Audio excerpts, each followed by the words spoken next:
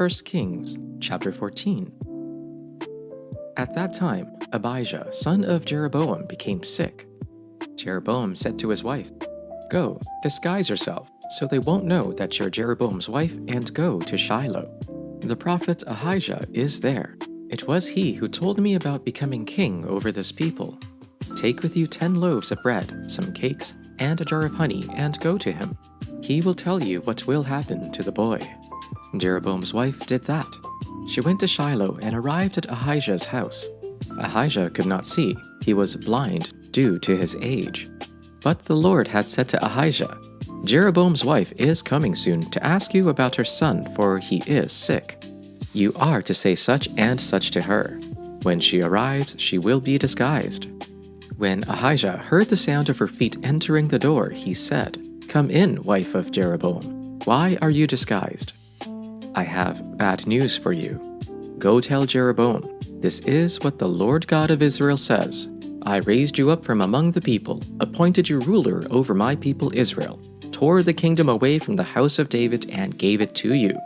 But you were not like my servant David, who kept my commands and followed me with all his heart, doing only what is right in my sight. You behaved more wickedly than all who were before you. In order to anger me, you have proceeded to make for yourself other gods and cast images. But you have flung me behind your back. Because of all this, I am about to bring disaster on the house of Jeroboam. I will wipe out all of Jeroboam's males, both slave and free, in Israel. I will sweep away the house of Jeroboam, as one sweeps away dung until it is all gone. Anyone who belongs to Jeroboam and dies in the city, the dogs will eat, and anyone who dies in the field, the birds will eat, for the Lord has spoken. As for you, get up and go to your house. When your feet enter the city, the boy will die. All Israel shall mourn for him and bury him, for he alone of Jeroboam's family shall come to the grave. Because in him there is found something pleasing to the Lord, the God of Israel, in the house of Jeroboam. Moreover, the Lord will raise up for himself a king over Israel who shall cut off the house of Jeroboam today, even right now. The Lord will strike Israel as a reed is shaken in the water. He will root up Israel out of this good land that he gave to their ancestors and scatter them beyond the Euphrates, because they have made their sacred poles, provoking the Lord to anger. He will give Israel up because of the sins of Jeroboam, which he sinned and which he caused Israel to commit. Then Jeroboam's wife got up and went away, and she came to Tirzah. As she came to the threshold of the house, the child died. All Israel buried him and mourned for him, according to the word of the Lord that he spoke by his servant the prophet Ahijah. Now the rest of the acts of Jeroboam, how he warred and how he reigned, are written in the book of the annals of the kings of Israel. The time that Jeroboam reigned was 22 years. Then he slept with his ancestors, and his son Nadab succeeded him. Now Rehoboam, son of Solomon, reigned in Judah. Rehoboam was 41 years old when he began to reign, and he reigned 17 years in Jerusalem, the city that the Lord had chosen out of all the tribes of Israel to put his name there. His mother's name was Naamah the Ammonite. Judah did what was evil in the sight of the Lord. They provoked him to jealousy with their sins that they committed, more than all that their ancestors had done. For they also built for themselves high places, pillars, and sacred poles on every high hill and under every green tree. There were also illicit priests in the land.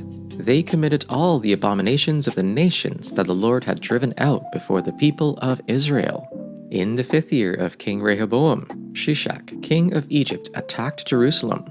He carried off the treasures of the temple of the Lord and the treasures of the royal palace. He took everything, including all the gold shields Solomon had made. So King Rehoboam made bronze shields to replace them and assigned these to the commanders of the guard on duty at the entrance to the royal palace.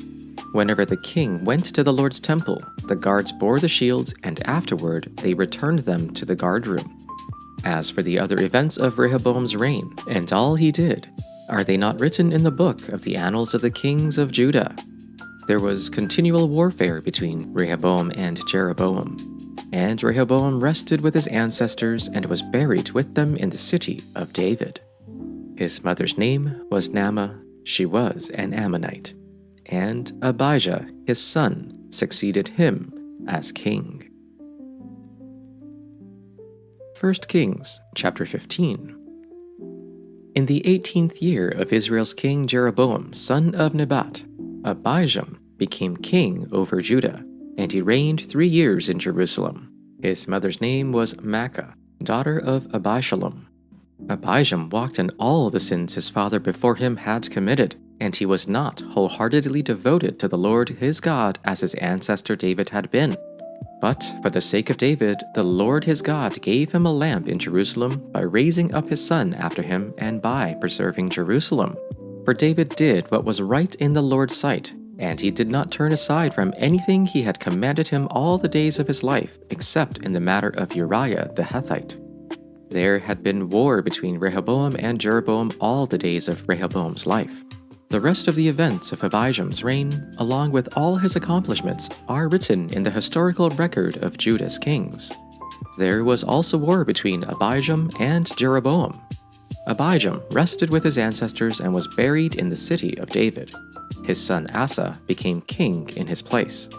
In the 20th year of Israel's king Jeroboam, Asa became king of Judah, and he reigned 41 years in Jerusalem.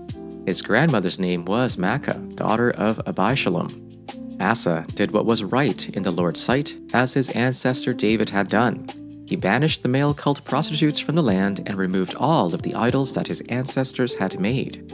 He also removed his grandmother, Maacah, from being queen mother because she made an obscene image of Asherah.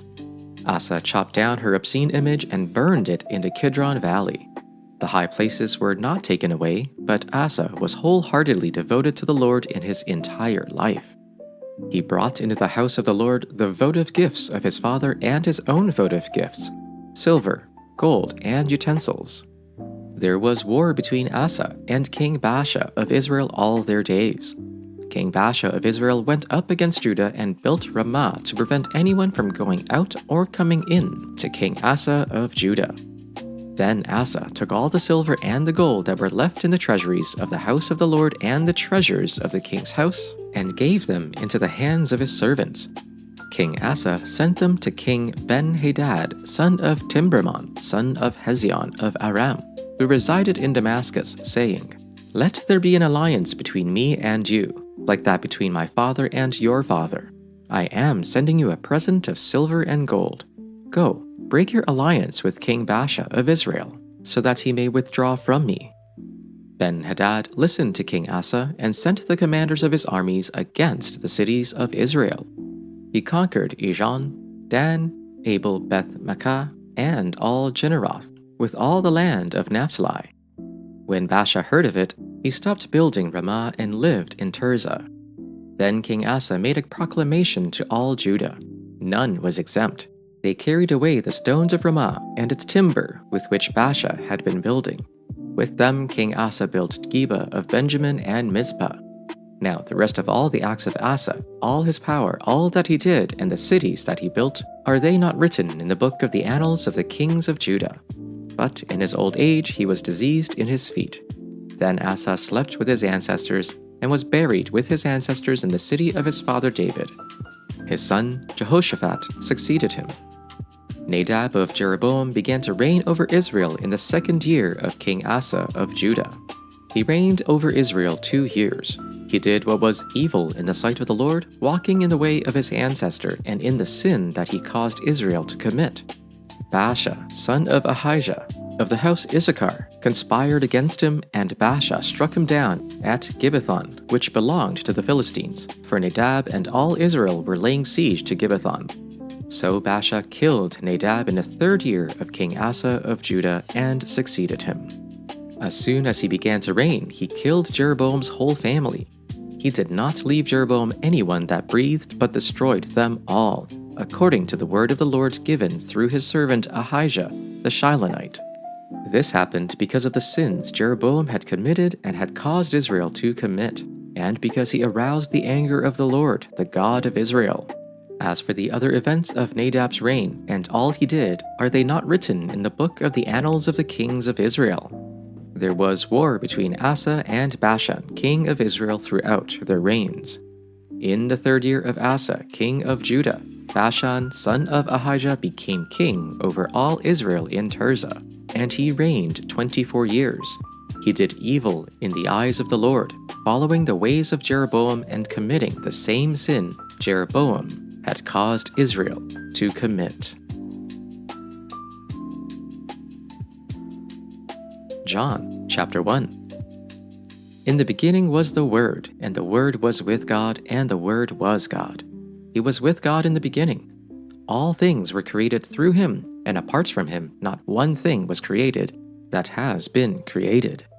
In him was life, and that life was the light of men. That light shines in the darkness, and yet the darkness did not overcome it. There was a man sent from God whose name was John.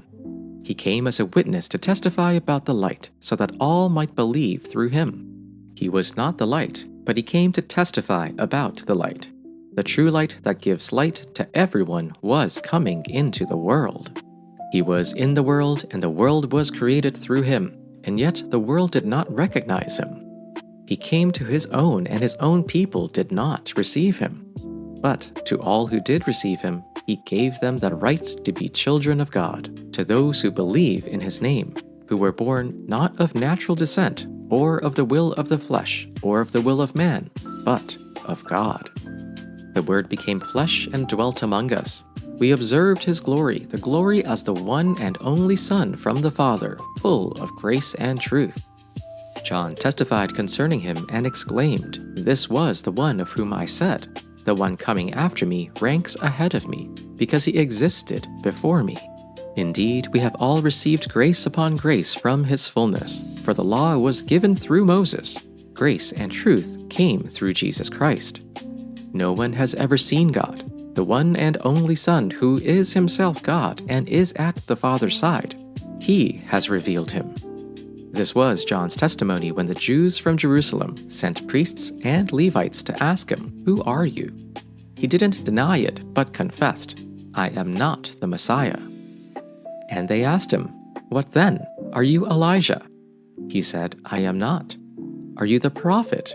He answered, "No." Then they said to him, "Who are you? Let us have an answer for those who sent us. What do you say about yourself?" He said, "I am the voice of one crying out in the wilderness, 'Make straight the way of the Lord,' as the prophet Isaiah said."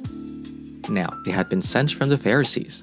They asked him, "Why then are you baptizing if you are neither the Messiah, nor Elijah, nor the prophet?"